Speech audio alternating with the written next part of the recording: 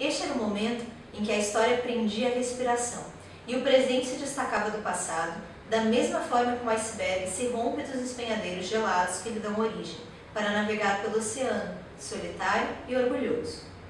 Tudo que as gerações passadas haviam conquistado era, agora, como nada. Um único pensamento se repetia na mente de Reinhold: a raça humana não estava mais só. Eu li O Fim da Infância.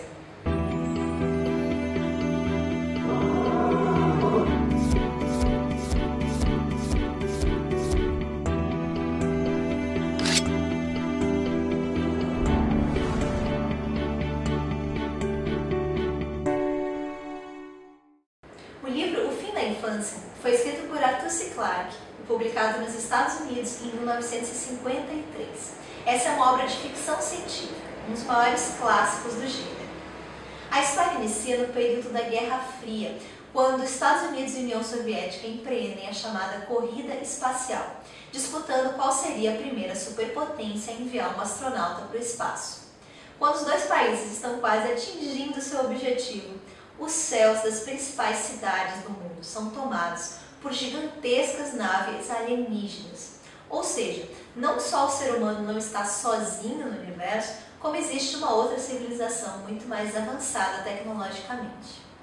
Pouco a pouco, os senhores supremos, como passam a ser chamados os visitantes espaciais, auxiliam o ser humano na resolução de vários dos seus problemas. Então, fome, guerras, disparidades sociais, tudo deixa de existir. Em troca, uma única proibição: que os seres humanos abandonem qualquer programa espacial. Os terráqueos devem se contentar com os limites do seu próprio planeta. O Fim da Infância é um livro bastante episódico. Nós temos vários saltos no tempo, mostrando diferentes momentos do relacionamento entre homens e alienígenas. São como pequenas histórias dentro de uma história maior, que vão contar desde o primeiro contato até o centenário da chegada dos Senhores Supremos. E isso é um primeiro ponto que me chamou muito a atenção em O Fim da Infância. Como Arthur C. Clarke ele é conciso. Em poucas páginas ele cria arcos narrativos completos e com personagens muito interessantes. Tanto que nós sentimos falta desses personagens quando a participação deles na narrativa termina.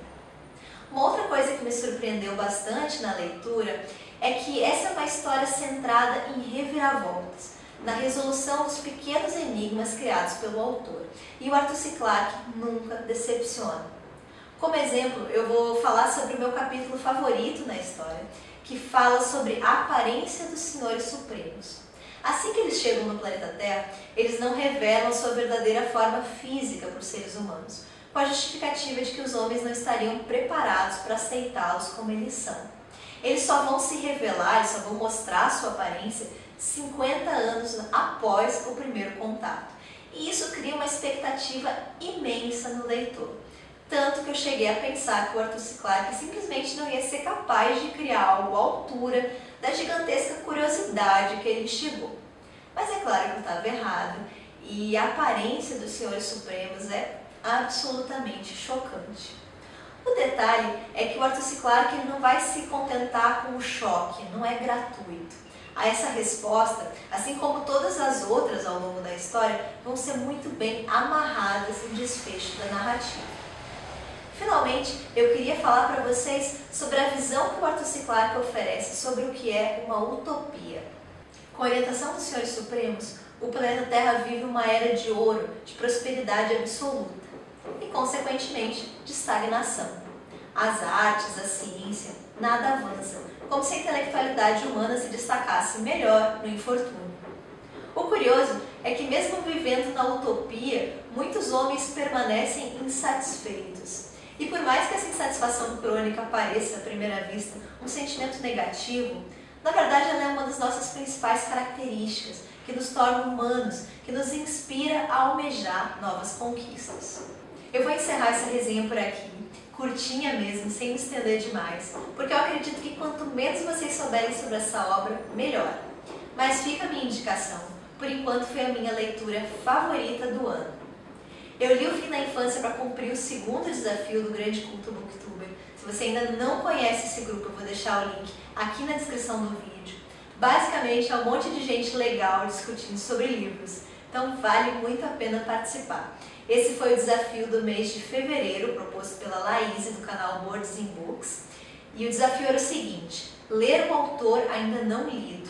Eu sempre tive curiosidade com Arthur C. Clarke, então eu aproveitei para me aventurar com o autor, né?